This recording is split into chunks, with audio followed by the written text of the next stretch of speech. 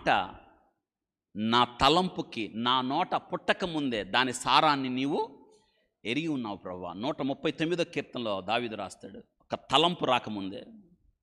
It's a beautiful verse. ఏమని శపించగలను? దేవుడు శపించలేదు ఆ ప్రజల్ని. అమ్మ వింటున్నారా? ఏమని భయపెట్టగలను?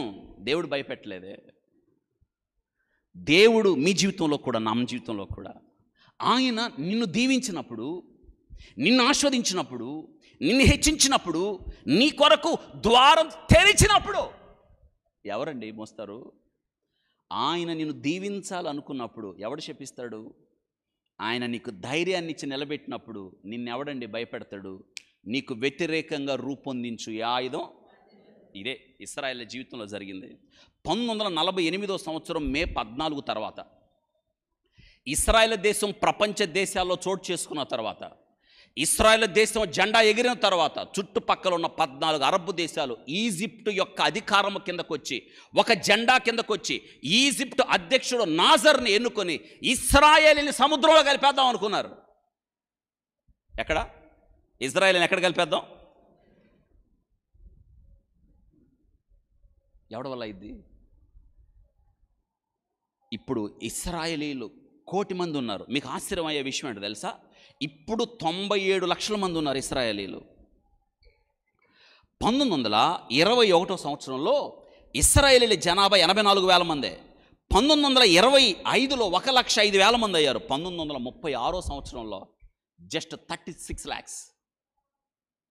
1948 పెరుగుతూ జనాభా నేటికి 2023వ సంవత్సరం డిసెంబర్ మాసానికి నేటి దినానికి ఇశ్రాయేలీ లెక్క 96 లక్షల మంది. ఎంతమంది?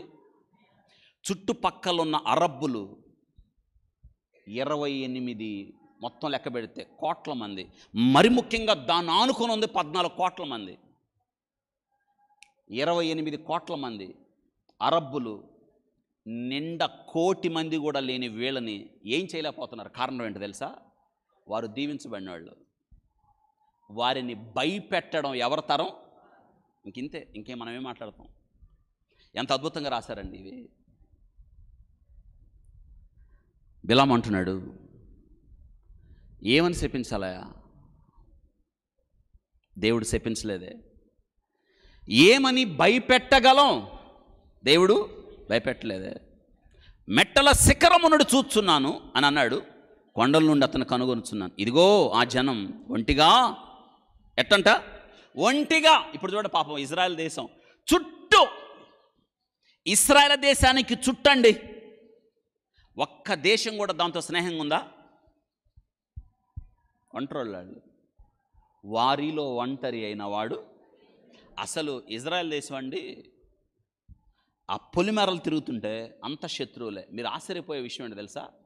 జోర్డాన్ ఇజ్రాయెల్ దేశం ఉంటుంది, దాన్ని ఆనుకొని యోర్దాన్ ఉంటుంది. యోర్దాన్లో నుంచి ఇజ్రాయెల్ దేశంలోకి అడుగు పెడతాం మనం. యోర్దాన్ అంతా ఎండిపోయిన నేల, సౌడు భూమి, మెట్టలు, కొండలు, యోర్దాన్ అంతా. ఒక్కసారి యోర్దాన్లో నుంచి ఇశ్రాయేలు దేశంలోకి అడుగు పెడితే మన గుండెలు నెమ్మదిస్తాయి. స్పష్టంగా మనం దేవుని సన్నిధిని అనుభవించగలుగుతాం. బోర్డర్ దాటితే చాలు. అద్భుతం ఏంటో తెలుసా? వారు దీవించబడిన వాళ్ళు.